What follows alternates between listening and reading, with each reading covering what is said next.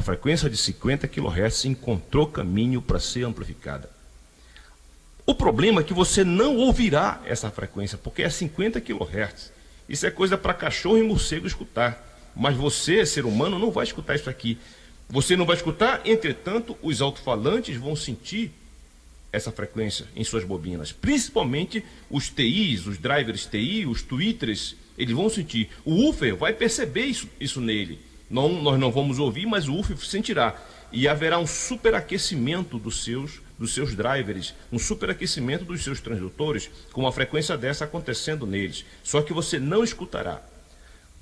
Rapidamente lembrando para você, antes de falar no 18PF, se acontecer um problema dessa natureza e uma frequência alta começar a ser amplificada pelo amplificador, a última defesa que o amplificador terá antes de esculhambar, queimar, torrar os seus alto-falantes é o tal do filtro Zobel. Ele é uma defesa. Ele não apenas causa impedância na questão dos cabos, mas também ele é a última defesa para uma RF. Em alguns amplificadores, quando você for consertar um amplificador, você olhe lá para essa malha aqui desse resistor de 10R, com esse capacitor de 100NF, 47NF, de 10NF, conforme o tipo de amplificador. Aí você vai ver que no entorno, exatamente no terminal desse resistor, está preto, fenolite ou a fibra de vidro, ela está preta, é vítima de um superaquecimento. Por que acontece isso? Porque ele foi a última fronteira para evitar que essa frequência altíssima seja lançada nos tweeters ou nos drivers TI. Ele é a última fronteira. Houve um vídeo que eu fiz no concerto do amplificador, eu disse assim, olha, esse amplificador não tem nem filtro Zobel. Alguém me perguntou, o que é que pode acontecer? Pode queimar os tweeters, porque isso aqui é uma última fronteira. Além de contribuir no casamento da impedância por causa do tamanho do comprimento dos cabos, esse filtro Zobel, ele consegue fazer a última fronteira de defesa para evitar que os seus tweeters, os seus drivers TI, entrem em colapso térmico. Porque essa frequência de 50 kHz você não a ouvirá, mas o amplificador estará amplificando e estará lançando nos seus transdutores. Tá bom? Não esqueça disso. Bem, nós colocamos 50 kHz e desligamos o capacitor. Vamos colocá-lo de volta, vamos proteger aqui esse amplificador. Olha, está de volta no circuito, vamos ligar, olha a atenuação da frequência. Isso aqui está indo para os tweeters, isso aqui está indo para os woofers, só que bem atenuado. Isso aí já, essa intensidade desse sinal já não é tão perigosa. Ela é inconveniente, mas ela não é tão perigosa, porque não deveria estar acontecendo isso. Ninguém vai injetar 50 kHz para não ouvir. Então vamos trabalhar com a frequência que nós estamos acostumados. Vamos colocar um teto aqui de 10 kHz e vamos ligar o amplificador. Tá aí, ó. Olha a intensidade, aumentou. Por quê? Porque esse capacitor não está mais agindo. Em 10 kHz ele está passando alguma coisa por ele, mas não com tanta intensidade, no caso fosse uma frequência acima da faixa audível. Você entendeu isso? Que bom. Então vamos adiante. O amplificador, como ele é realimentado, ele tem uma tendência a ficar instável, a entrar em instabilidade, a perder o equilíbrio. Como eu disse para você, os capacitores e indutores, eles mudam de valor com a mudança da frequência que está passando sobre eles. Então, a presença desse capacitor aqui, dentro das frequências que nós conhecemos, que podemos ouvir, eles simplesmente não estão agindo.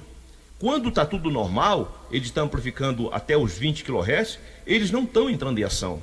Agora, quando acontece uma possibilidade de oscilação, e essa possibilidade ela se torna real devido a essa assertiva que eu acabei de falar, ou seja, a mudança de valor dos componentes, ou seja, não é perfeitinho. Você está vendo aqui 18 PF, isso aqui varia, meu querido.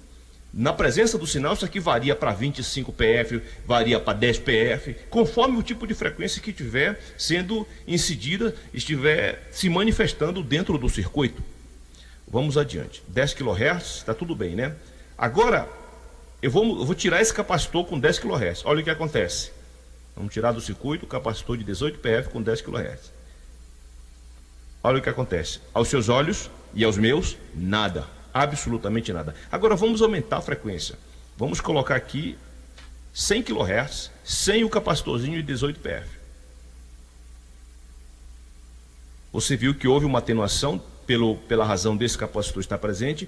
Entretanto, se você prestar atenção, há uma instabilidade. Olha, aqui nessa região, deixa eu colocar no centro, nessa região há um momento de estabilidade.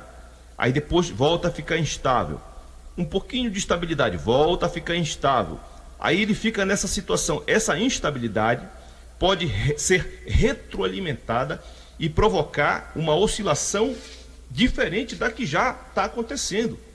Ele não está planejado para trabalhar com 100 kHz, mas eu estou injetando assintosamente, ou seja, de propósito, uma frequência de 100 kHz, e ele já apresentou uma instabilidade. E essa instabilidade apresentada, ela pode ser retroalimentada, e aí vai chegar à destruição dos seus drivers, pode inclusive chegar ao ponto do amplificador parar de amplificar.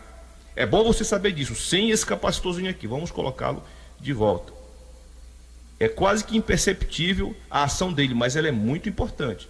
Vamos colocá-lo de volta aqui no circuito. Olha aqui, preste atenção aqui no final. Você viu aqui como a estabilidade voltou a tomar conta do amplificador? Começou um pouquinho instável, tal, e depois se equilibrou. Olha, preste muita atenção nessa linha aqui, última do final. Então, ele é importante, esse capacitor. Ele tem a ver, ele influencia nas frequências altas, ele influencia também nas frequências baixas. Por quê? Porque no meio das frequências baixas pode aparecer uma frequência alta que não compõe o programa de áudio e vai instabilizar o grave. Lembre-se disso. Ah, mas isso não é só agudo. Esse capacitorzinho aí, apesar de ele é só para agudo, ele pode influenciar no grave, porque ele vai alterar o comportamento no todo essa frequência vai alterar o comportamento no todo do amplificador. Eu disse para você, é difícil o amplificador oscilar relativamente às baixas frequências, mas às altas frequências ele é muito propenso. E por isso nós vamos ver esses componentes aqui que não têm função quando o amplificador está normal, mas na presença de uma oscilação ou na injeção de um sinal que não faça parte do programa de áudio que nós ouvimos até 20 kHz, aí eles entram em ação. E como eu disse para você, esse filtro Zobel aqui é a última fronteira de defesa para os seus transdutores.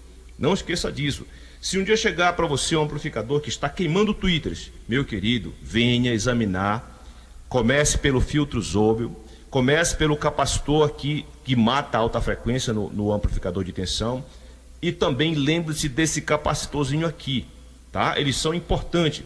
Ah, o meu amplificador está queimando, você olhou para esse resistor aqui e viu que ele está, os terminais dele na parte do fenolite ou fibra de vidro está carbonizado, é porque ele está trabalhando muito, ele está trabalhando exageradamente, porque algo está fazendo o seu amplificador oscilar. Então, olhe para esse capacitor, e dá uma olhadinha aqui também nessa malha aqui de resistor e capacitor, querido. Eu não gostaria que o vídeo ficasse muito longo, deixa eu ver aqui, nós estamos aproximadamente com 16 minutos. Eu vou dar uma editada, tá, querido, para não ficar tão longo assim esse vídeo. Boa sorte!